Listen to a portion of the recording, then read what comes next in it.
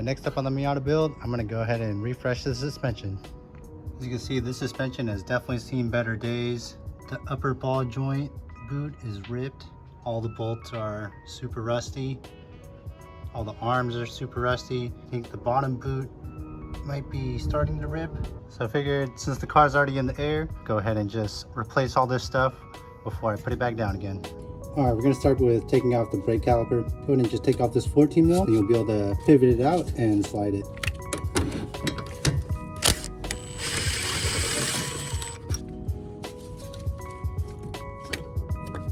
Next, there's going to be two 14 mil bolts here and here holding on the bracket.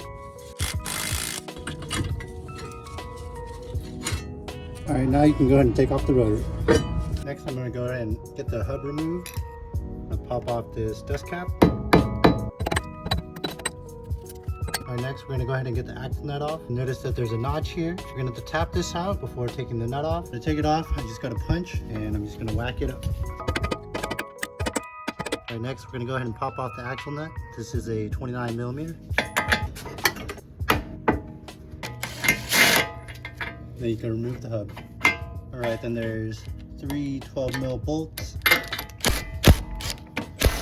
And the dust shield will come off.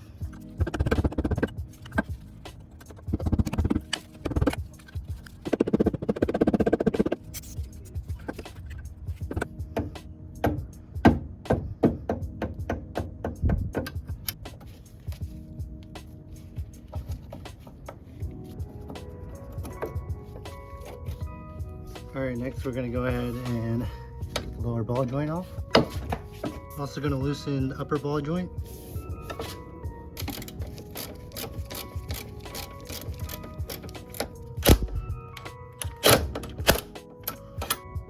Alright, next we're going to take off the upper control arm long bolt. It's a 21 millimeter.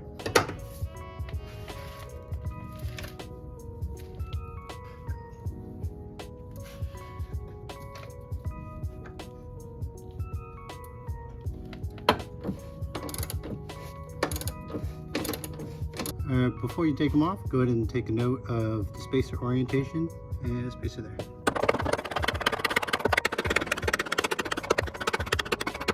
One thing to note is you'll probably have to loosen the back sway bar bolt so that this long control arm bolt can glide out.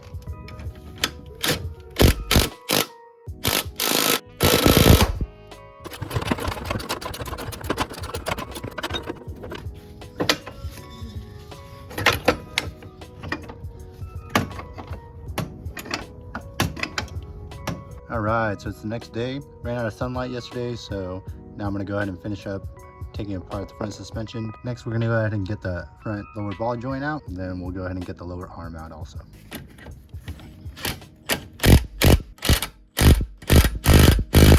And quick tip, if you're going to be using a ball joint puller, go ahead and leave the cotter pin in there. That'll keep the knuckle from flying off when you're using it.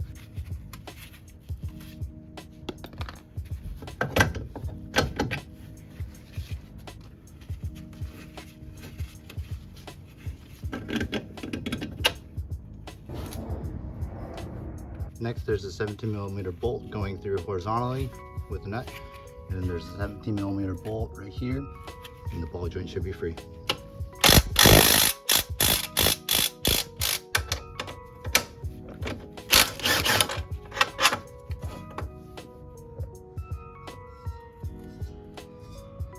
Alright, next we're going to pop off the lower control arm. It's a 17 millimeter.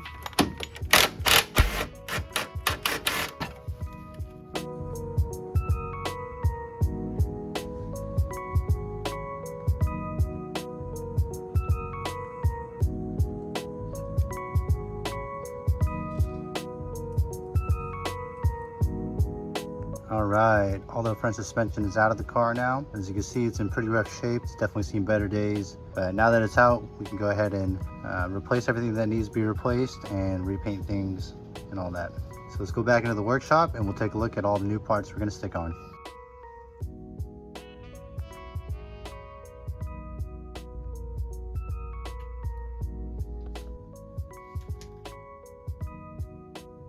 All right, so we're back in the workshop. Here's everything we're gonna install in the front suspension. Pretty much everything was worn out or needed to be replaced, so let's just go through all of it. For the lower control arms, I'm just gonna replace the bushings. These are from IO Motorsports. I got the rubber ones instead of poly because I want to worry about greasing them, and these should be stiff enough for my street and weekend car application. Next, we got some extended lower ball joints. I got these from Fly Miata. The brand is Bauer. And then I got some front hubs from Centric. So if you're getting the Centric ones, you want to make sure to get this part number. So make sure to not get the one with the E. The one without the E comes with the better bearings. So you can see right there, it says NTN, and it's made in Japan. These bearings are way more high quality than the E ones, or these are just better quality than most of the ones you're gonna find out there. All right, lastly, we got some bolts. We got brand new camber bolts and alignment bolts for the front, new nuts and bolts for pretty much everything. Everything was all rusty and worn out.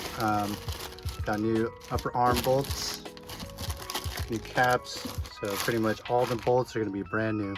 All right, lastly, we got these upper control arms from Moog. So I decided to get the whole upper control arm instead of replacing the ball joint, because from what I've read online, if you just replace the ball joint itself, you're probably going to need to do a few tack welds around the edge to make sure it doesn't pop out. Essentially, when you press it out, the hole can expand. So that's why I just went with getting a whole new upper control arm. All right, so next thing I'm going to do is I'm going to go ahead and get the bushings in. I'm going to have to go and pop these out, and then I'm going to repaint the lower control arms and get these things pressed back in.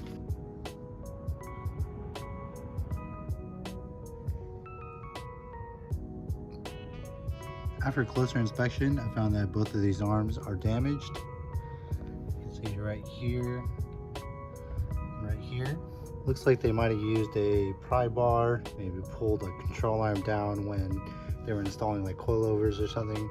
But I went ahead and ordered another passenger control arm. That's the driver. This one just came in, and then I'm just waiting for the other one. I already popped the bushings out of these.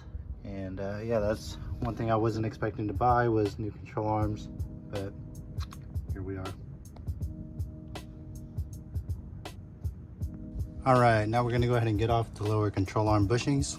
For that, I'm gonna use a 2-jaw puller, and we're just gonna get it on there. And don't worry about this lip, you could just tuck it under that bushing lip. All right, so here's how it looks. I got the teeth up in there as deep as I could, centered it as much as possible. Now I'm just gonna take my impact, I'm gonna drive it in. Also, I got this cardboard set up so that in case anything goes wrong, this doesn't blow up in my face.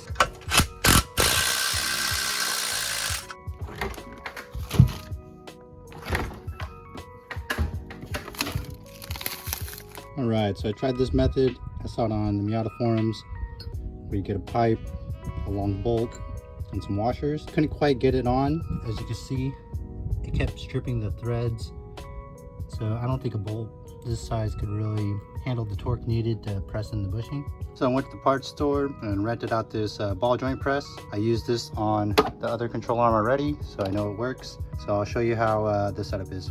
All right, so here's the setup. I got my frozen bushings. I got the clamp, the adapter. This is just wide enough for the opening of the control arm. This piece, an impact, 22, and an extension. So first, what you want to do is get the bushing out, get it lubed up, get the hole lubed up. Then we're gonna lube this up, press it in as much as we can by hand, and then we're gonna start using the clamp to get it in.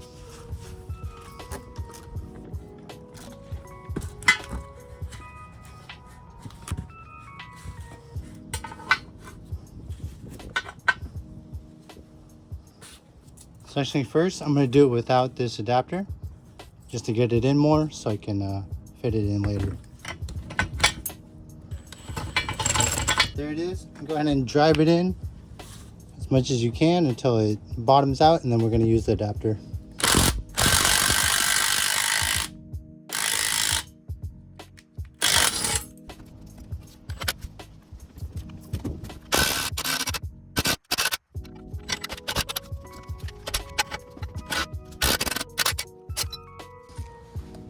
All right, first one in.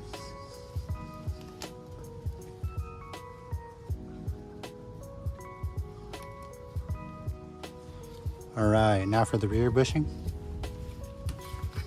it's not sitting completely straight, but hopefully it'll be fine. I'm just gonna lube it up and drive it in.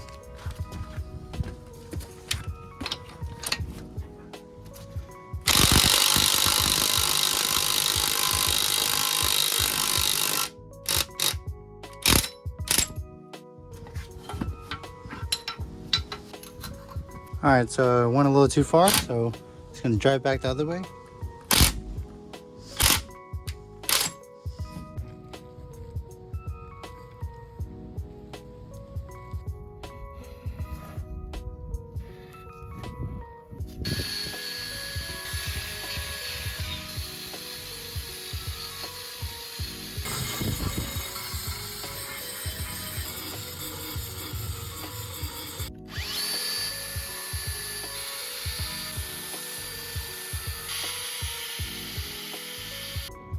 So here's the paint I'm going to be using to paint my knuckles and my brake shields. For the knuckles, I'm going to be using this Rust Fix and some VHT roll bar chassis paint. And then for the brake shields, I'm going to be using high temp primer and some engine enamel. I'm using the high temp paint on the brake shields because the brakes are probably going to see a lot of heat, so I want to make sure it can stand up to the abuse.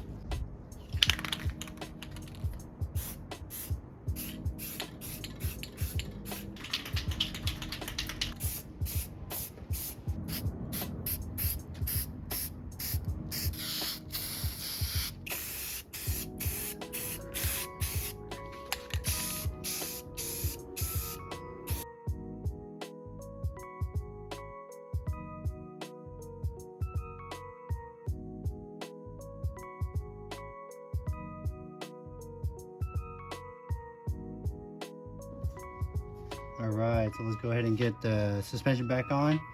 Start off with upper control arm. Get that up in here.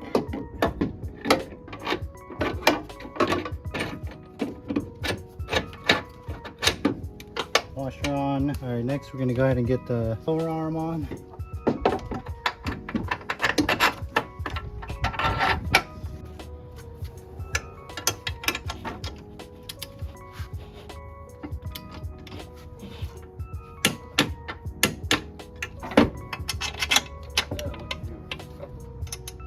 All right, cool. Now we're gonna go ahead and get the knuckle on.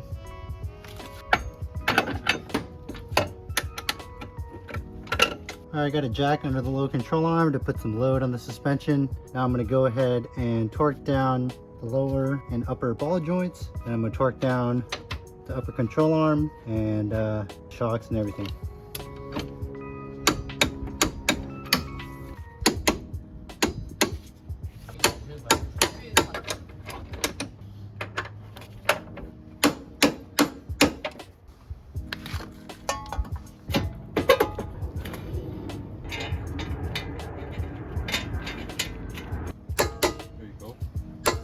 All right, and we're just gonna give a few taps right there. All right, and that should be good. All right, so we got the arms refreshed, new hubs, new paint, and new bolts. That's it for this episode. On the next episode, we're gonna be tackling the stock sway bar mounts. We're gonna be replacing these with some beefier ones from AWR, and then we're gonna get the steering rack back on, and that'll be it for the front suspension. So stay tuned. So I hope you enjoyed the video. If you did, go ahead and give it a like. If you wanna keep following the build, subscribe. Catch you in the next one. Peace.